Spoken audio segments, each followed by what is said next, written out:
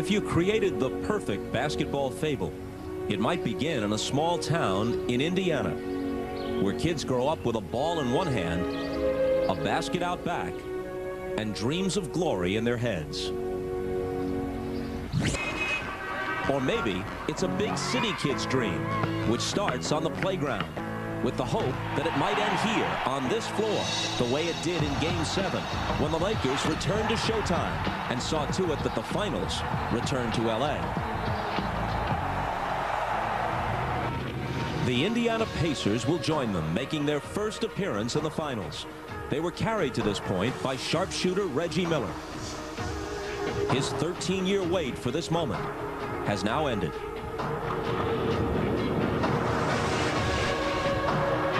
He's heard all about it from his coach, a five-time performer on the league's ultimate stage. In the 1980s, Larry Bird's battles with the Lakers and Magic Johnson reached epic proportions. Now, in his final turn on the bench, he wants one more ring for all of Indiana.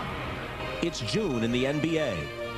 For the Pacers, a date long overdue.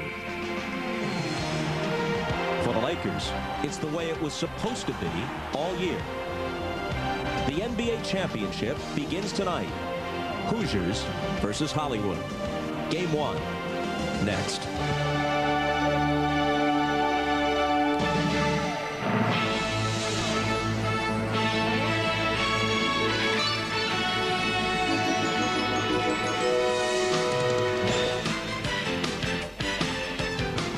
This is the NBA on NBC.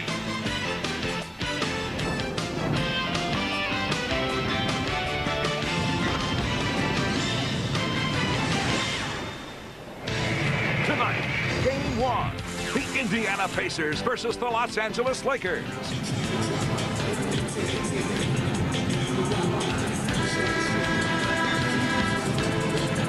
The Indiana Pacers, three-time champions of the old ABA, bidding for their first NBA championship. And the Los Angeles Lakers, who have made it this far to the NBA Finals 19 times, but this is their first visit since 1991. Game 1, only minutes away at the Staples Center. Hello, everybody. With Doug Collins, I'm Bob Costas. Now, we wish we could start with an original point, but any game involving the Los Angeles Lakers against any opponent sees the conversation begin with Shaquille O'Neal. The Lakers are favored to win the NBA title this year and to win this series, obviously, because of the presence of their near-unanimous MVP. Bob, when you prepare to play the Lakers, everything centers around Shaquille O'Neal. How are you going to defend him? How are you going to slow him down? The Sacramento Kings in the first round did a nice job swarming him. You see 4 defenders back in the paint. They slowed down Shaquille, forced it to a 5-game series. Then the Portland Trailblazers were terrific defensive. They were in his lap, stripping the ball loose, causing him all kinds of problems. When he gets the ball quickly and goes to the basket, you cannot defend him. He's unstoppable. He's the most dominant player in the game.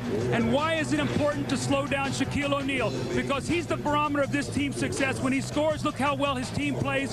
When he struggles, his team struggles. With that said, also there is Kobe Bryant. Now, Kobe has been sensational throughout the playoffs, but more importantly, first team all defense. Now, he's going to be playing 4 different Pacers, but everybody's going to be waiting for that glamour matchup, Kobe versus Reggie. Bob? It isn't just the matchup with Kobe Bryant that Reggie Miller's been looking forward to. He's been looking forward to this chance his entire career. This is my first time here, and it took me 12 years to get here.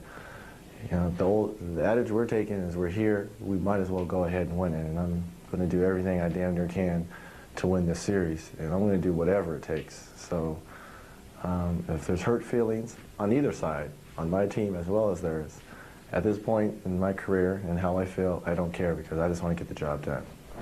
Reggie Miller loves the bright lights. He loves center stage. Well, here he is in the NBA Finals, and this is when he's at his best. He dons his Superman t-shirt and promptly shoots down the Milwaukee Bucks. They move forward to the Philadelphia 76ers, and it's his turn now to eliminate the 76ers. Moving forward now to the New York Knicks. He goes into Madison Square Garden, 17 points in the deciding Game 6 in the fourth quarter to shoot down New York.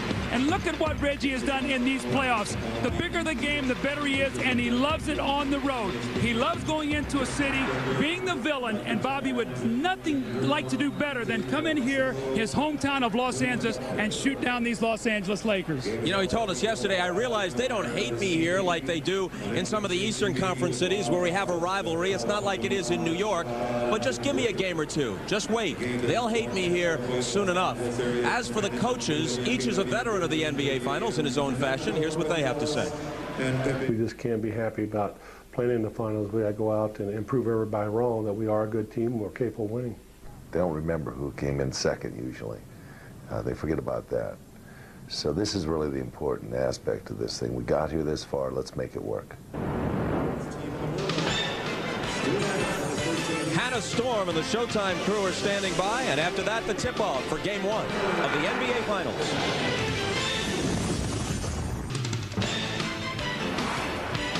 The road to the NBA Finals concludes with the two best home teams in the league.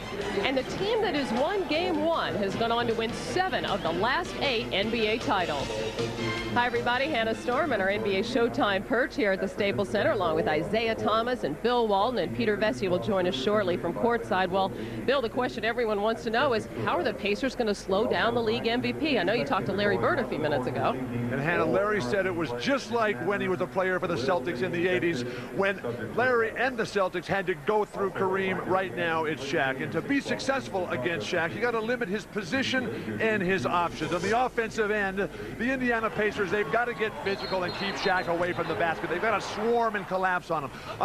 When Shaq's playing defense, you have to attack him, occupy him on the ball. Don't let him be a shot blocker out there. Now, the Indiana Pacers, I talked to them, and to a man, they are not just happy to be here. They are a very, very confident team. They think they can win this whole thing. Although Larry Bird did say he'd rather be playing tonight. And their chances are probably better with him on the court. Isaiah, what do you look for tonight? Well, I look for the Pacers using Rick Smits and Mark Jackson in a lot of high pick and roll. The Lakers will invert their defense, meaning AC Green will guard Rick Smits. You'll watch Mark Jackson come off the high pick and roll. Rick Smits will have as much as he can eat from the foul line tonight because he can make that shot. Shaq will be underneath. Rick Smits will be guarded by a smaller AC Green, 7'4", shooting over 6'8". I think the Pacers are the smartest team playing in basketball right now, and if they can keep games close, I think they'll win because of their intellectual capacity. You think they'll win the series? I like the Pacers in 6. Wow. Wait a minute. You sound like a man who wants to coach the Indiana Pacers. You want the Pacers, well, you think the Pacers are going to win. You're wearing Laker colors. You got a purple shirt on and a yellow tie. What's going on here? And Bill, of course, neutral as always. I can't comment.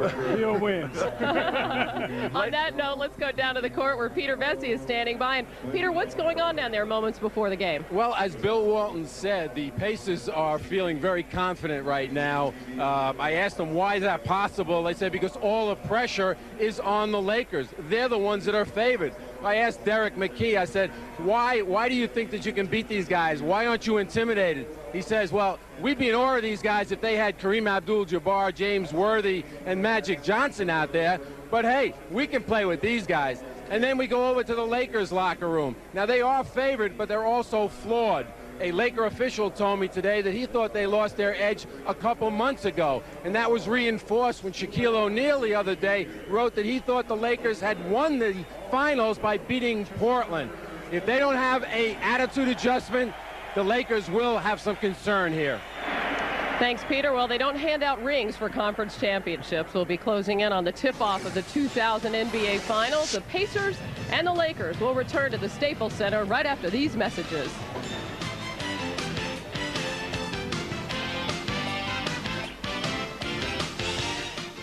The NBA on NBC is brought to you by Killian's Irish Red, which reminds you one look says a lot. By Nissan. Driven by Net Zero, defenders of the free world. Free internet access forever. Call 1-800-DEFENDER. And by the new Big Soft Wind. It's all you need for a great shave.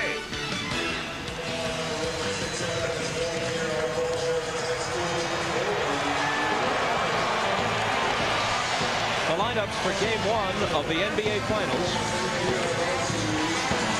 The front line of the Pacers. Rick Smits at 7'4" and 265, given the assignment, at least initially, of dealing with Shaquille O'Neal, but obviously the Pacers will try and give him help. Reggie Miller, the all-time leader in three-pointers made in regular season and playoff history in the NBA. And Mark Jackson, a 13-year veteran.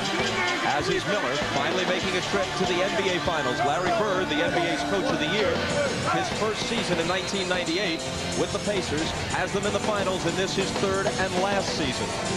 Shaquille O'Neal led the league in scoring, and he leads the playoffs in scoring and rebounding.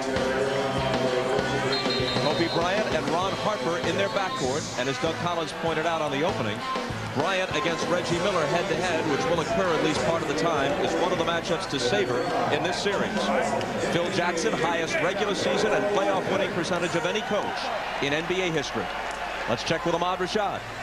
All right, thanks, Bob. I talked to Ron Harper before the game. He said that last series did wonders for them, and not only tested them as a team, but having to play every couple of days gave them a chance to really get into a rhythm as a team, which is important going into the finals. Shaquille O'Neal told me he's focused, intense, ready to let his play do his talking. And Kobe Bryant is the most excited person in this entire deal and said he spent his life watching the finals. Now it's his turn to play in them. For more on the Indiana Pacers, let's go down to Jim Gray. All right, thank you very much, Ahmad. Well, many of the Indiana Pacers were very late in their arrival at the game today. In fact, their entire second bus didn't get here until an hour and 5 minutes before the game. They were stuck on the 10 freeway. Many of them, including Larry Bird, Dale Davis, Jalen Rose, Travis Best, and in the background, Mark Jackson were on that bus. They were unable to get their normal routine. Instead, they were anxious, cramped up on a bus. Jalen Rose said he thought that the bus driver had to be a Laker fan, and in fact, many of them felt that they should have had a police escort, and they're very concerned about how effective they will be at the beginning of the game. On another situation, Larry Bird says, we know we can beat this team. However, our confidence isn't always there. It comes and goes. Tonight will set the tone for the entire series. Bob?